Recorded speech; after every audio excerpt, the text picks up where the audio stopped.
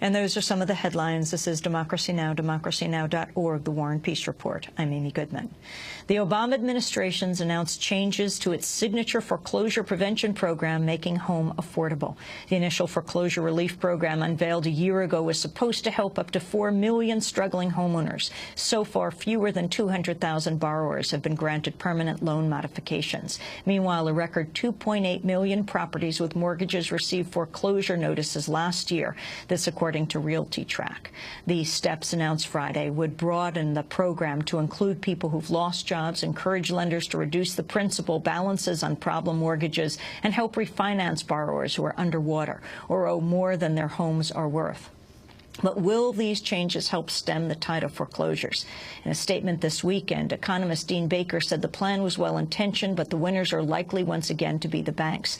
Baker is the co-director of the Center for Economic and Policy Research and the author of a number of books, his latest called False Prophets: Recovering from the Bubble Economy. He joins us now from Washington, D.C., and then we'll go to Tavis Smiley in Burbank, California, to talk about President Obama's trip to Afghanistan. But Dean Baker, 1 in 5 American homeowners are now underwater. What does that mean? And talk about what the Obama administration plans to do about it. Well, the basic story is when we had a housing bubble, prices have fallen. They're continuing to fall. And we had a situation where people were borrowing very heavily both to buy their homes and also in many cases they were taking equity out of their homes. That was a reasonable thing to do if the bubble was real. In other words, if prices were going to continue to rise, as people like Alan Greenspan and Ben Bernanke were telling them. So now that prices have reversed, we have this situation where all these people owe more than the value of their house. And the important thing, and this is just amazing to me, that no one seems to want to talk about the bubble, even after it's wrecked the economy, put us in this situation, and they design a housing plan that acts as though there was no bubble, there is no bubble, there's no problem of house prices falling. Now, house prices are virtually certain to continue to fall, not everywhere, but in very many of these markets. So if we have a homeowner who's underwater, their house price is going to fall further, we get the federal government to give some money to the banks to allow them to stay in their home another year, two years, well, odds are that we aren't really helping that person. They're paying more on their mortgage than they would to rent the same house. And on top of that, at the end of the day, they're going to end up with no equity in their home anyhow. So I don't quite understand what's wrong with people in this town, that you had an $8 trillion bubble, it wrecked the economy, the worst downturn since the Great Depression, and people still can't talk about the bubble. It's bizarre. So talk about exactly what the plan is, who it will help and who it won't help. Well, first off, I mean, the important thing to understand is everything here is voluntary on the part of lenders.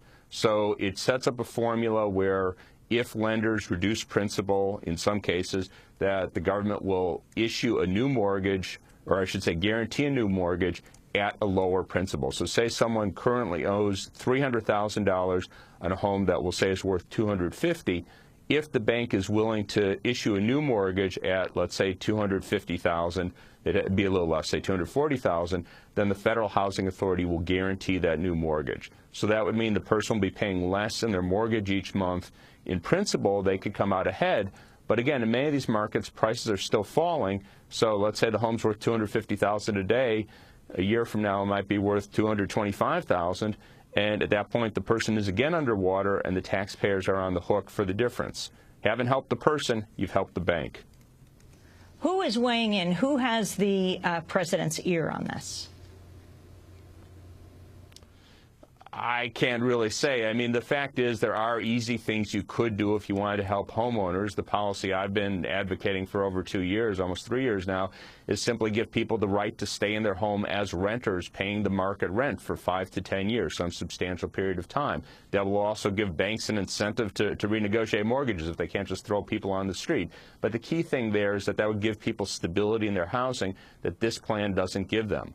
So why President Obama's team is not looking in that direction? Obviously, the banks don't like that because, again, everything, it's important to understand, everything been proposed to date entirely optional on the part of the banks. If you said that people had the right to stay in their homes, they couldn't just be thrown out following a foreclosure, well, you've given a big bargaining chip to homeowners, and for whatever reason, President Obama is not looking in that direction.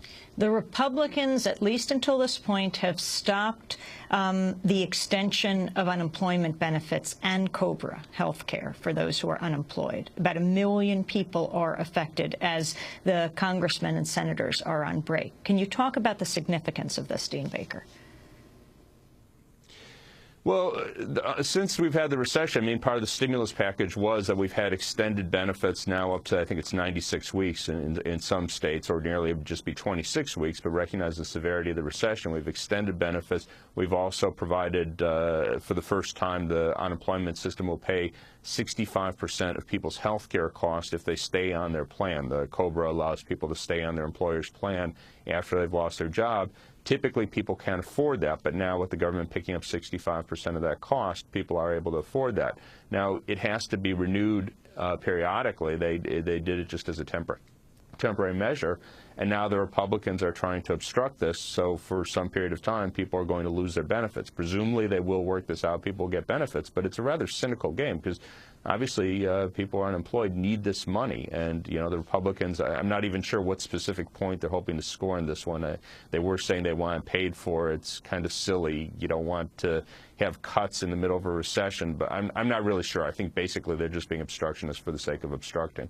And it means a tremendous amount in this time of recession to the people who could lose their benefits and health care. Millions of people are.